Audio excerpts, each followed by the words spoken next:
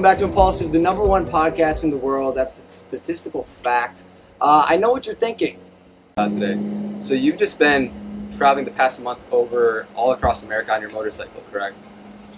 Yeah, and activating the conversation of spirituality and, you know, getting to witness the beauty that the spiritual people here have, and with the indigenous people and Native Americans.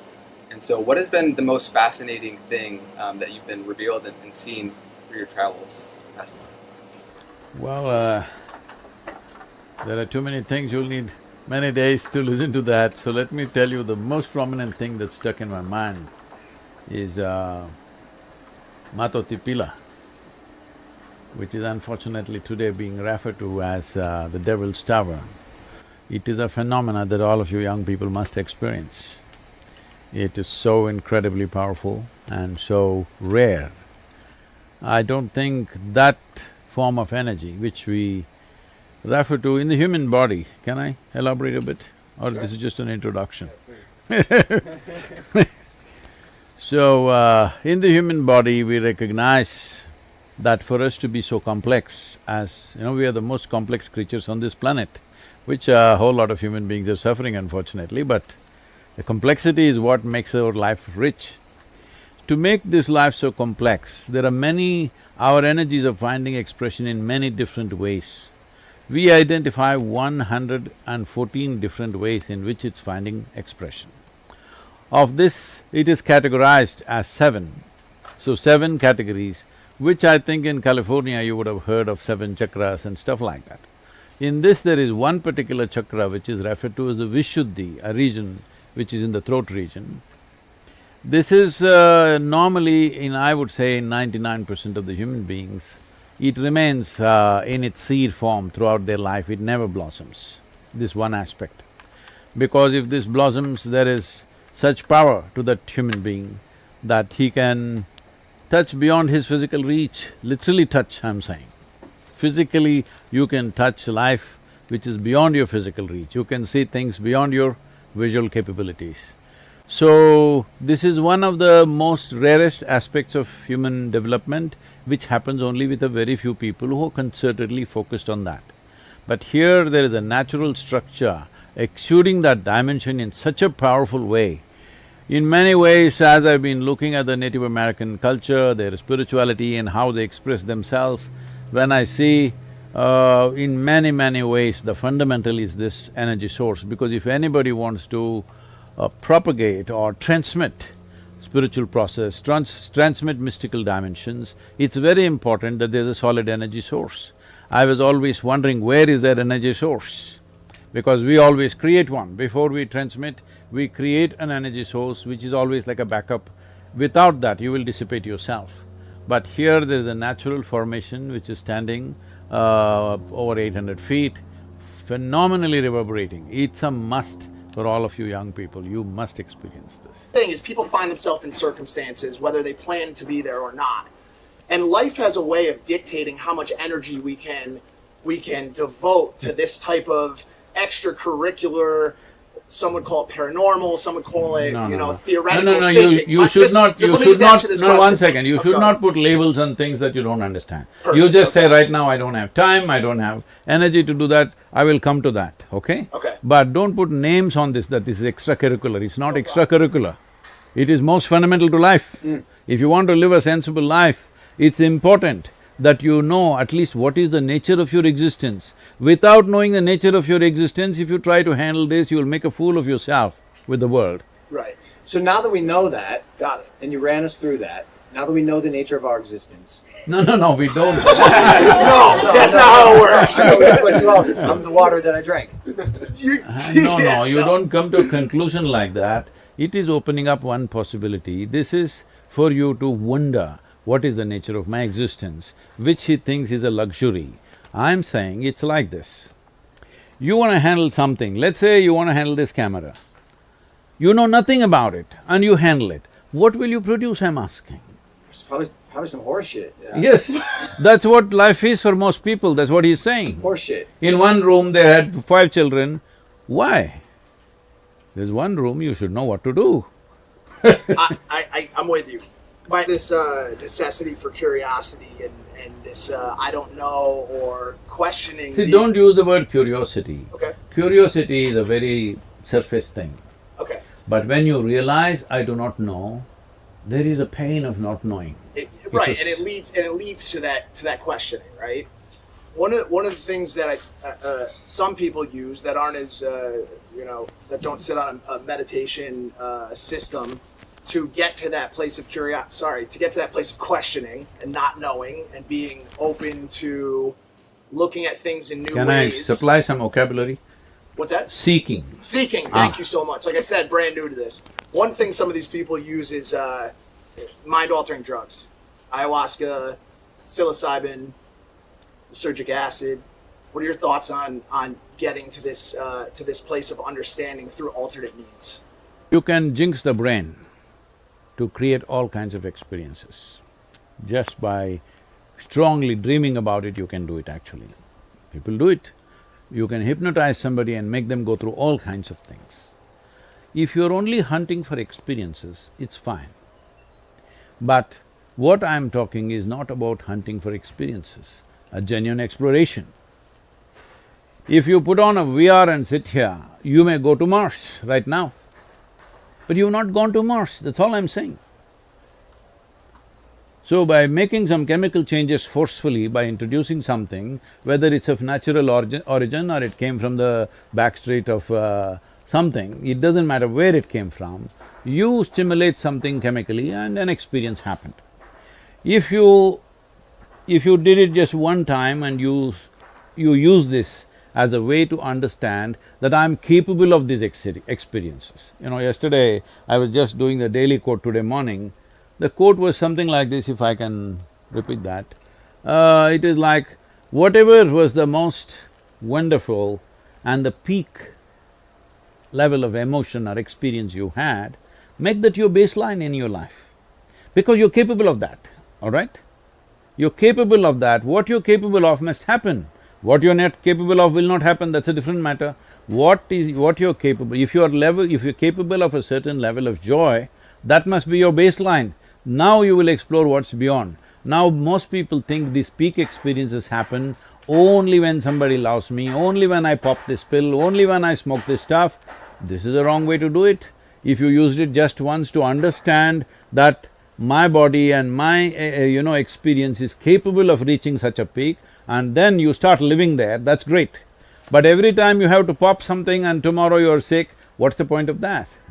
I gotta ask you, is Mars out of play? Like in the way of that you seek? How can I ask this question properly? Like if I get buried on Mars, is Mars out of play? Your body material, unless you want to be exported to another planet, this material you picked up from this planet, when your job is done, it's best to give it back because it's just a loan.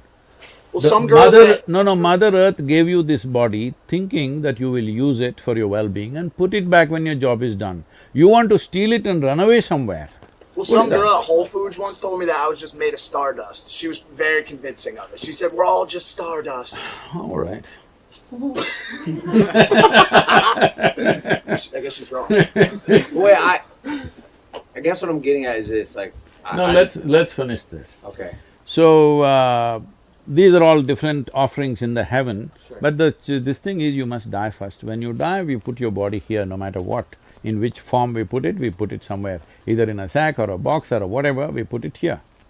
So you went to heaven and you don't have a body. Now what do you do with good food and virgins, I'm asking?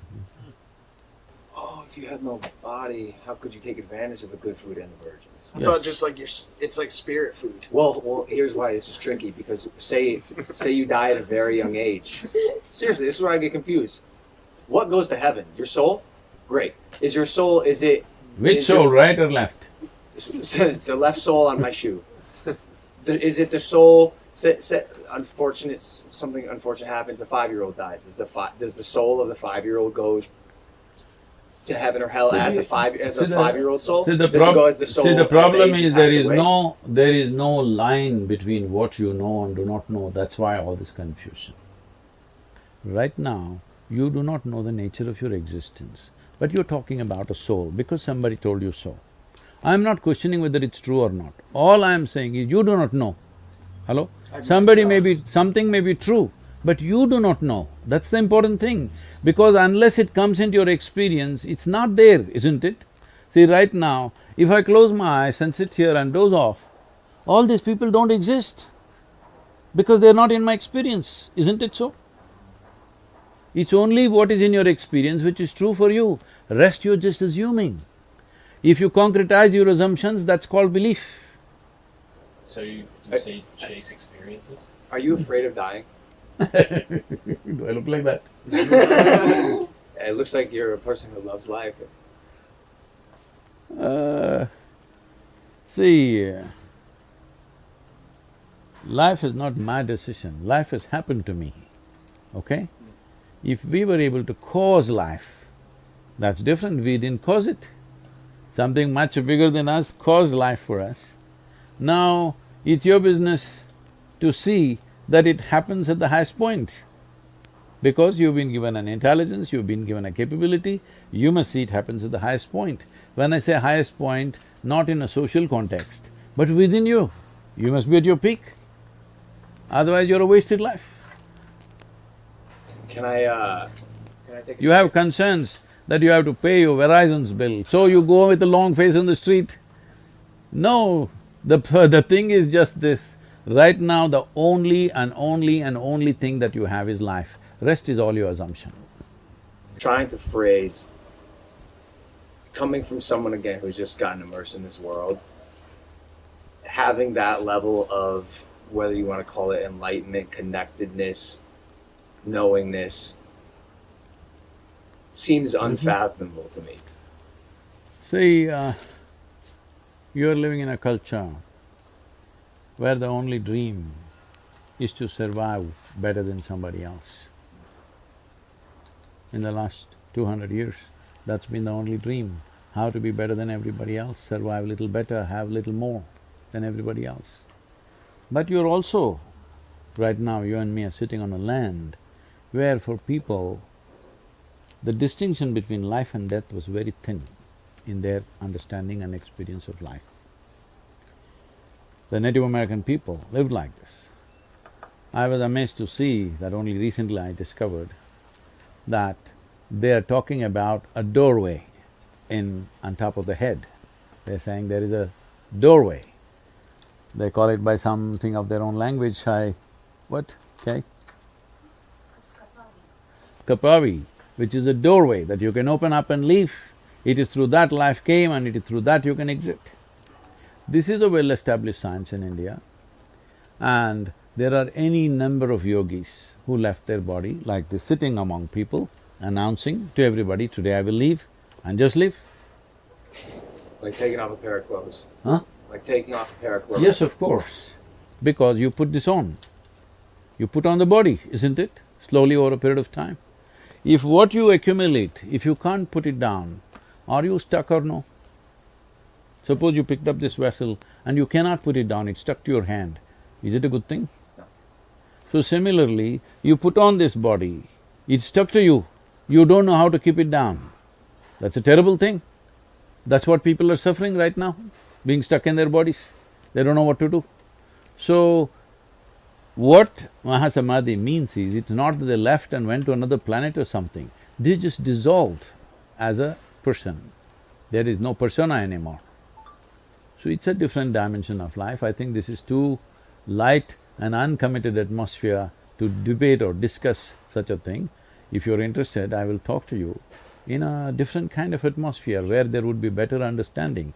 And above all, I don't want to casually discuss my wife with a whole bunch of people who don't understand what it is.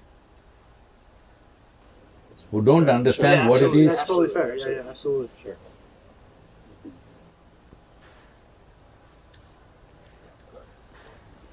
Again, I feel like that can go over a lot of people's head. Anyway, this question came up the other day also, it seems to be bothering all of you. Let me put it this way. The other day also somebody asked a question, I don't remember who, and they said like this, it happened, will you not marry again? So I'm saying, I don't come from that kind of background. One person falls off, pick up another one tomorrow morning. I don't come from that kind of thing, because lives melded in a certain way. And that person evolved to a point where I did not imagine that that person would evolve like that. Beyond my imagination, beyond my expectation, something was done, something that is considered so phenomenal and sacred in the entire culture, and in the yogic culture it is always considered that way. So, when the atmosphere is like that, I don't want to sit and discuss my wife with all the people, all right? I totally get it. I'm sorry if I overstepped any boundaries. They don't know where to begin. It seems like a lot, and it goes over their head. And so, No, Vicky, it's very easy to make it very clear where to begin. Unless you hop in with in-between things like this. Right now, standing in the grocery queue is not even on his mind, all right? He's just throwing it because he thinks that is a philosophy which will counter everything. I want to tell you, I read my Mein Kampf when I was 11, 12. I become a strong activist when I'm just 12, 13, and at 14, 15 I'm thinking of joining armed struggle. So it's not new to me, that kind of logic, that kind of rhetoric, as if it's a solution for everything. Yes, intellectually it looks like socialism, communism seems to be the ultimate solution. Please try it to enforce it and see what a mess it becomes. Go and see in other parts of the world where it's become an absolute mess, all right? So this is not because I like something, you dislike something, it's not about that. Ultimately, when it comes to life, what really works for maximum number of people, that is the important thing, isn't it? Regardless of the success rate of communism or socialism or the grocery line way of thinking, right, that I'm stuck in or have not thought my way out of, it is the way of things in this world right now, in many places, maybe not so much in other places. What is the reason for that? Is it the teaching of the parents? Is it the education system? Is it mostly religion? Who is the main perpetrator when it comes to set belief systems? And as opposed to giving us a starting point for creating new belief systems, how do you create a desire for the teachers of the next generation to think outside the box? See, for a long time, in the name of religion, in the name of philosophy, in the name of ideologies of variety of kind, all sorts of things have been promised. And all the promises are elsewhere, not here. I'm saying, because you're all continuously talking about belief, if you believe there is a better place than where we are right now, up there, why are you not gone, I'm asking? Doesn't make sense to me. If you genuinely believe there's up there a better place than this, you should be gone, isn't it? Hello? Well, based on the religions that people utilize to believe in this better place, we don't get to choose the day. The day is chosen. You can choose the day. Hold on a second.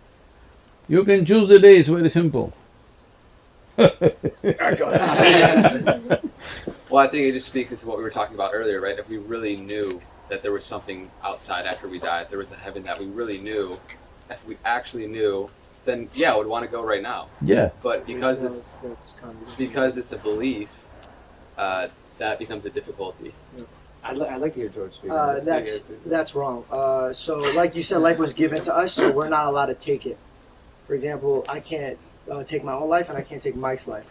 So, redeem the reward that the Lord has given to me at the end of my time, when He has chosen my time, not me, because I haven't gone through what He need me to go through.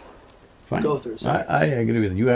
You or anybody has no right to take life, yours or somebody else's. That is a given, all right? But I'm saying, why is it that the idea of a better place than this has come is because right now people are suffering within themselves, all right? Why are they suffering? I want you to understand this. Whether it's joy or suffering, essentially both of them are happening from within you. Is that so? If it's happening from within you, what happens from within you, at least what happens from within you, must happen your way, isn't it? Very true. If it happens your way, would you be blissful or miserable? I I wake up every single day blissful. Blissful, I would presume. Absolutely. Not presume, tell me. If Yeah, you had yeah. a choice, would you make it pleasant or unpleasant for yourself? Pleasant. I'd probably go pleasant. Yes. If you were feeling very pleasant, would you be always thinking of going to another place which is more pleasant? No. Right now, the entire this thing is set up on a better place somewhere else. So before, like, because a lot of people, if I say this, people are going to comment down below, okay, sure, you feel that your place is great. But coming from a 2005 George, where I'm working at a 9 to 5 every single day, and I do have a boss to answer to, and I do have bills to pay, and I do have responsibilities that I do not want to take part of, I still found those days just as joyful as the situation I have now because I invited the Lord into my life. So if you're saying, why don't you just go there now? I'm saying, No, I'm not saying you should go there now. No, but you're saying, no, I'm not saying you're saying, but I'm saying if that was the idea of like, if there's a better place in heaven, why don't they just go now? My combat was, why don't you just bring heaven here with you? I think that's what he's saying. You're actually, ironically, you're both on the same page. That's what I'm saying. So which is great. But I am still looking forward to something greater, but I'm also bringing it here. So I feel like religion can do that. And I feel like… See, I've never said a word, I don't know from where you're getting this, I have never said a word, this is it or that is it. All I'm saying is, instead of simply seeing what I do not know as I do not know, you're making up things in your mind. Now, is it true that major religions on the planet, unfortunately, are on a collision course all the time? True. True. Why? Because I believe one thing, you believe another thing. After all, it's just belief, why don't we change it the way it works? Because belief means you made it up. I think just the respect of you have your beliefs, I have my beliefs, we could still be on the same planet. But it's not worked, right?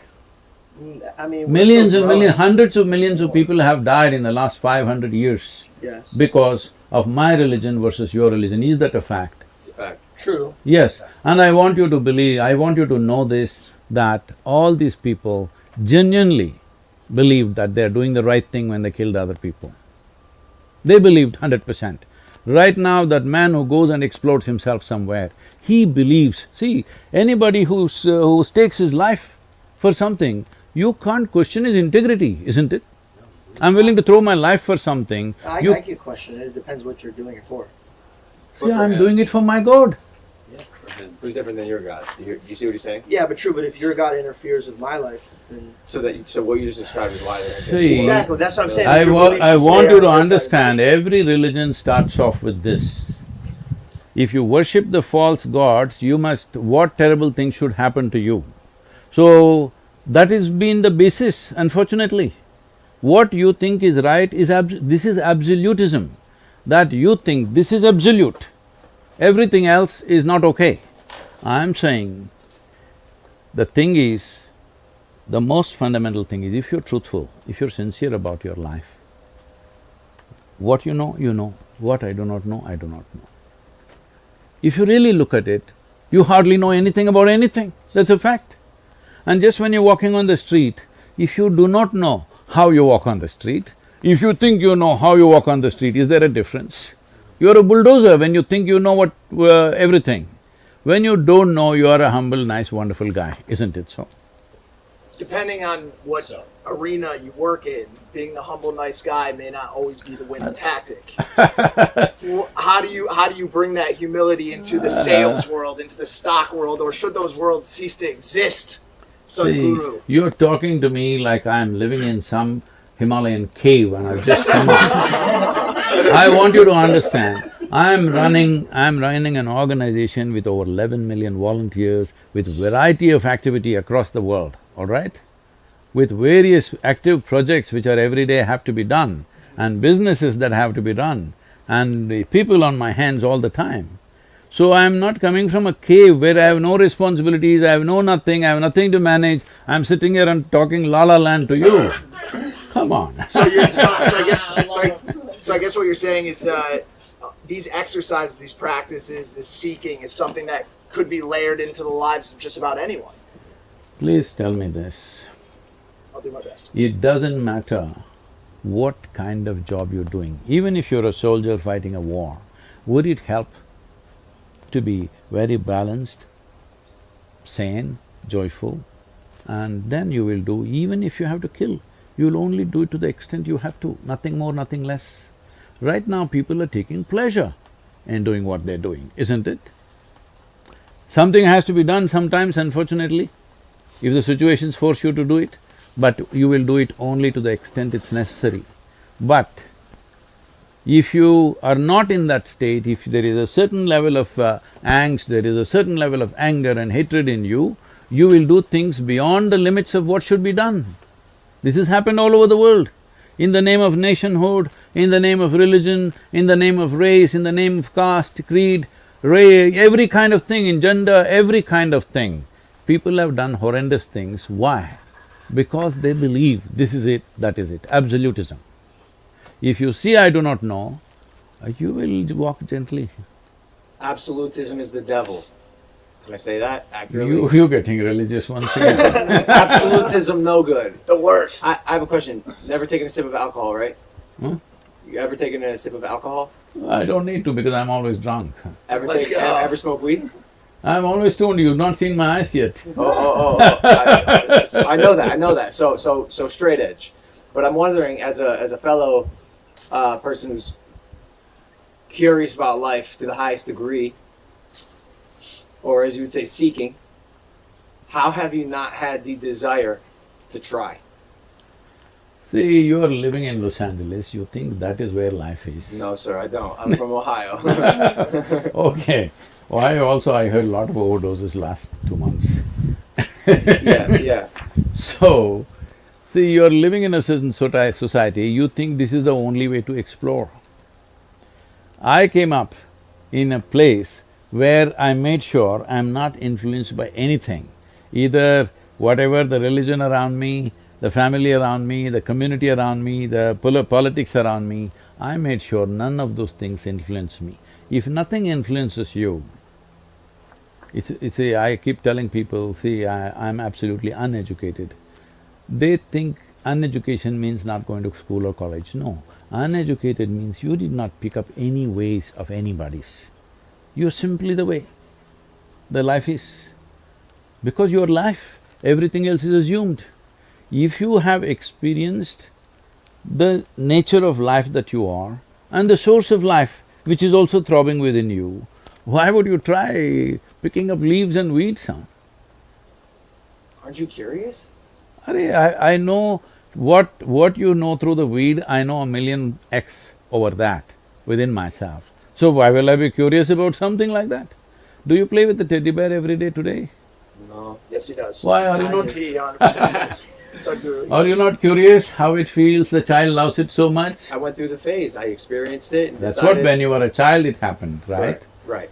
So I'm saying I grew up when I was 4.5 years of age.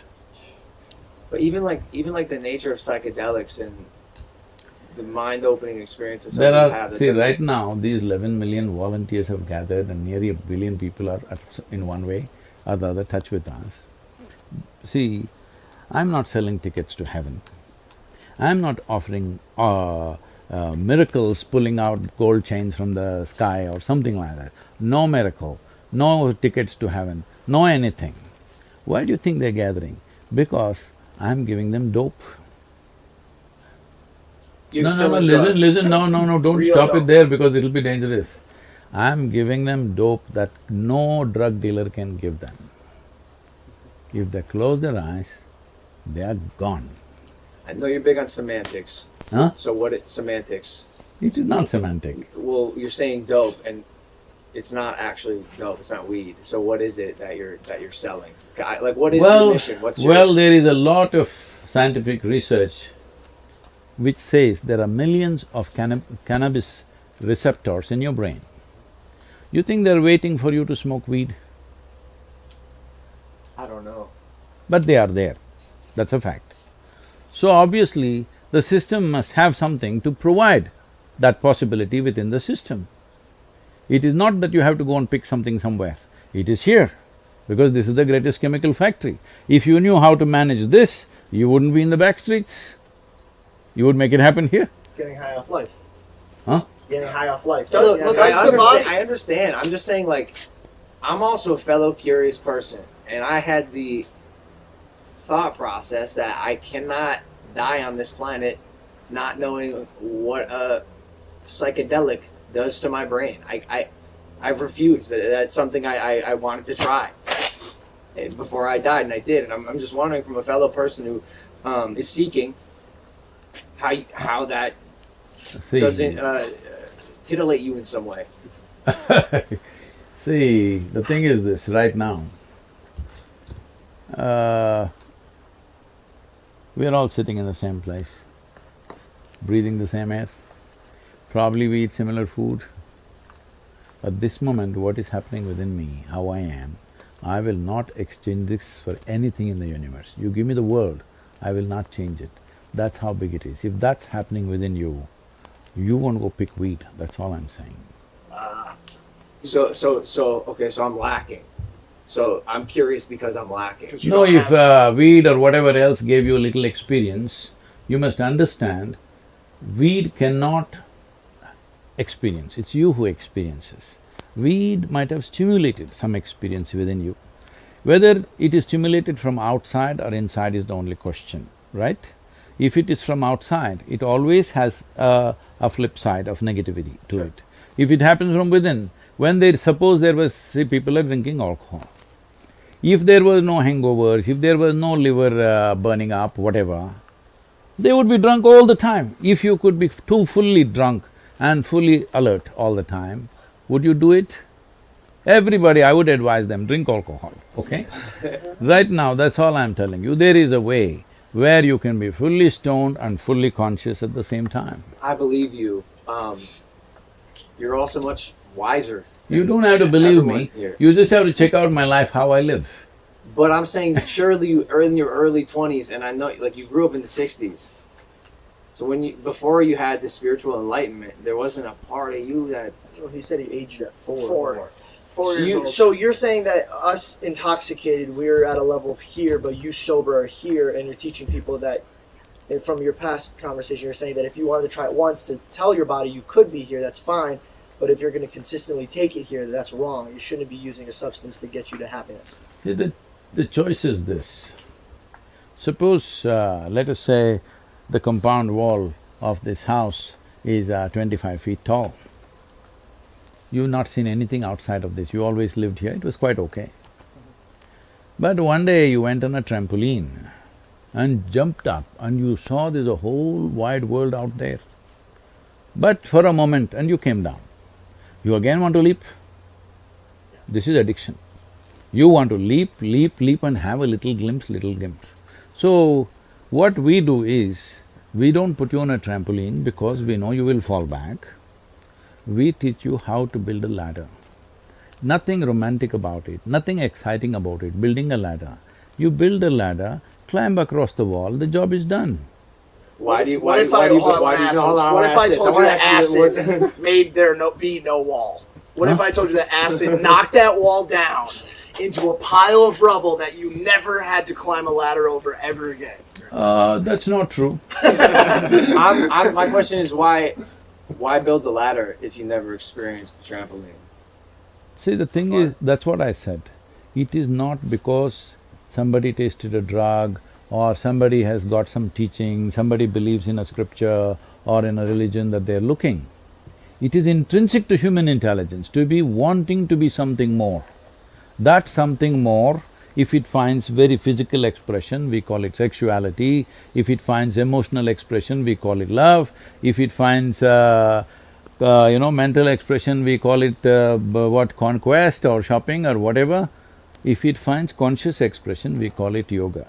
This is not decided by you, this is the nature of life, it wants to be something more. How you choose to see… if you know only money, you're thinking more money. If you know only these kind of experiences, you're thinking of more experiences. If you know love, you're thinking of more love. If you know knowledge, you're thinking of more knowledge. Whatever you know, you're trying to hit the peak with that, right? How do you know you found the one? Love.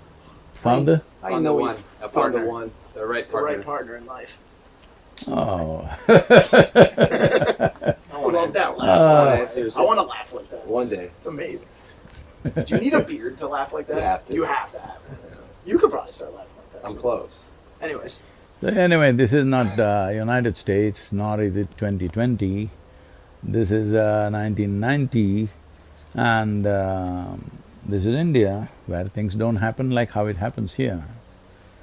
Yeah, but that's all. I just looked at her, and in 3 days we were married. So you're saying when you know, you know. So So when you were rich before. when I went home, I said because everybody thought I'll never marry because that was the contention, because I was living wild all the time. I'm camping in the mountains here there, and I have no interest in such things. One day I went and said, I'm marrying this girl. What? Who is she? I knew her pet name, like what she's called. I didn't know her full name. Then they asked, what's the father's name? I said, I don't know. They said, what? You don't know father's name? What's their caste? I said, I don't know. Then you don't know father's name, you don't know what the family is, how will you marry this girl? I said, I intend to marry only the girl, not the father. But did you know? I didn't know. You didn't know. What? did you know Did she you was know the she one? was the one? Absolutely. You knew. 3 days. But was there ever a time in the marriage you were like, man, I picked the wrong one, like, this girl really's acting up? We don't do those things. You're pointing me in. Because we are not… See, I want you to understand this. I know this culture is just built up now. If you're looking how to extract life from somebody, anybody, whatever kind of wonderful person you pick, they will disappoint you. Because you can't pick life, joy or pleasure from somebody else. If you're seeing that your life is an expression of your joy and you're seeing always how to do the best for the other person, it never will happen to you that, oh, did I pick the wrong one? Did I do this? Did I do that? So tomorrow suddenly you think this is the wrong tree and cut it off and put some other tree? It's stupid. I feel like we look for in our culture, and it's the saying like, find my other half, right? Which in a sense is saying that we're incomplete by ourselves, right? And we're looking for joy in another being. And I think that's really the key, is just finding that if we can have two wholes come together, right? And so we're coming in union and relationship to not extract joy from one another, but to share joy within one another. And this guy has become wise. Read your books. I've read quite a few of your books. How are we on time?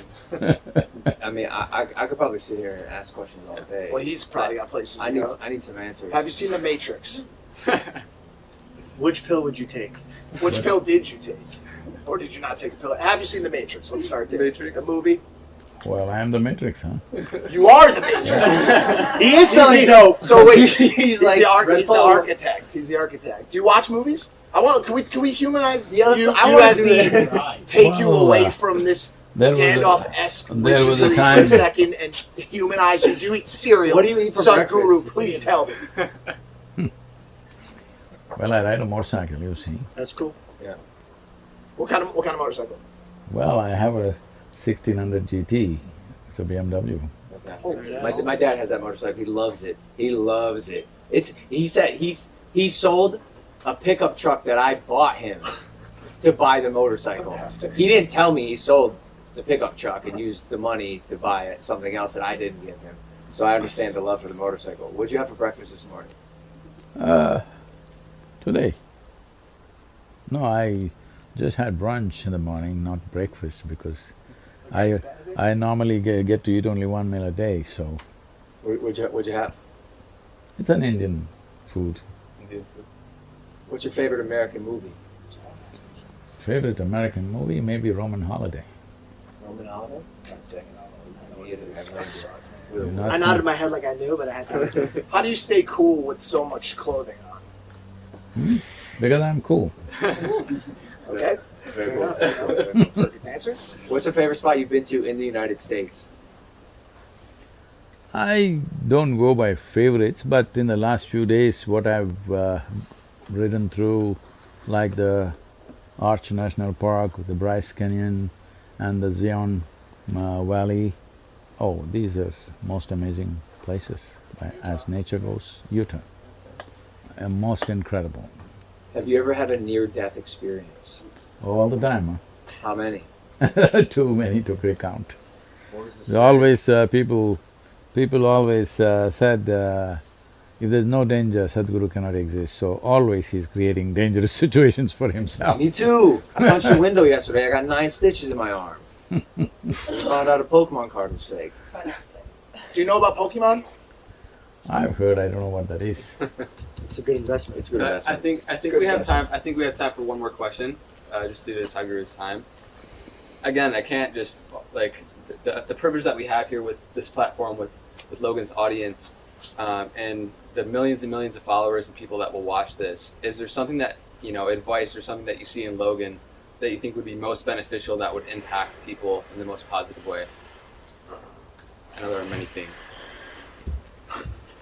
Well, compared to a lot of people, he's very alive. If he channelizes that well, there are good possibilities.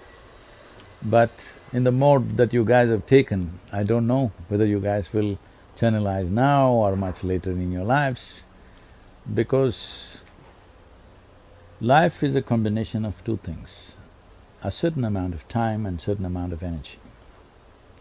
Time is rolling away. You do something, you don't do something, you're happy, you're unhappy, tick, tick, tick, tick, it's going away for all of us. It doesn't stop for any of us. We cannot say, today I didn't use it, let me roll it back. There's no such thing. Time is just rolling away. So the only thing that we can manage is our energy. Our energies we can manage in such a way, either it is, makes your life very profound. These are two aspects when it comes to life. One thing is to make your experience of life very profound. Another thing is your activity must be impactful. I think you guys are overly focusing on your activity being impactful, not invested on making your life profound. Because right now you think acid will make you profound, smoke will make you profound. Well, it gives you a facade. I didn't say that, I asked you. All I right. asked the question. All right. So I'm saying it doesn't make your life profound. In fact, it makes you frivolous, and it is also possible.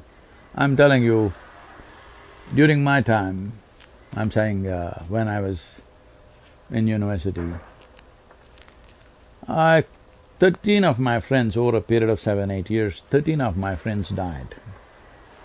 Some to drugs, overdosing, some riding motorcycles too wild, not knowing where the limit is, trying to ride like somebody else, all right?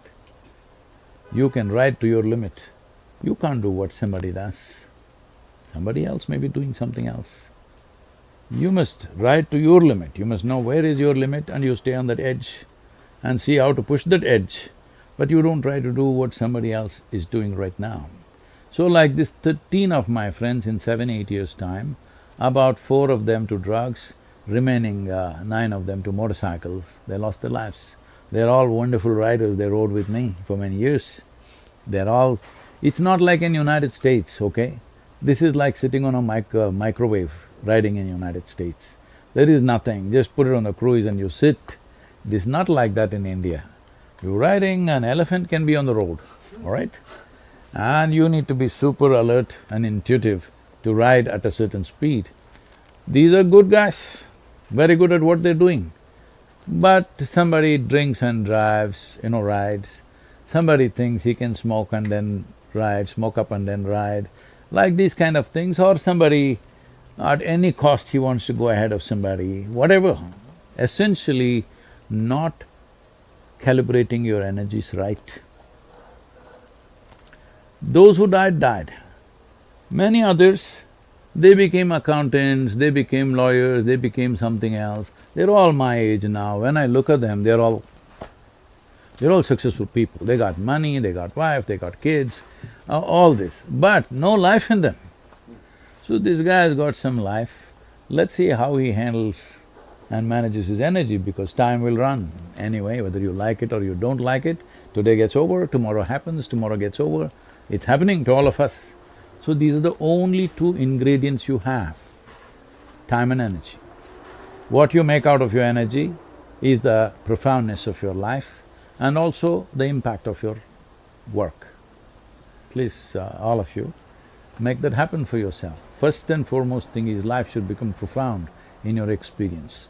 Then how you impact people, you don't have to worry. Whichever way you do it, it'll be for the best. But if you live on the surface and try to impact people, sometimes you will do good things, sometimes you will do terrible things to people, maybe with good intention, because most horrible things on this planet are done with best of intentions, not with bad intention. Sadhguru, thank you for blessing us with your wisdom today. Can we get a round of applause for Sadhguru, everybody?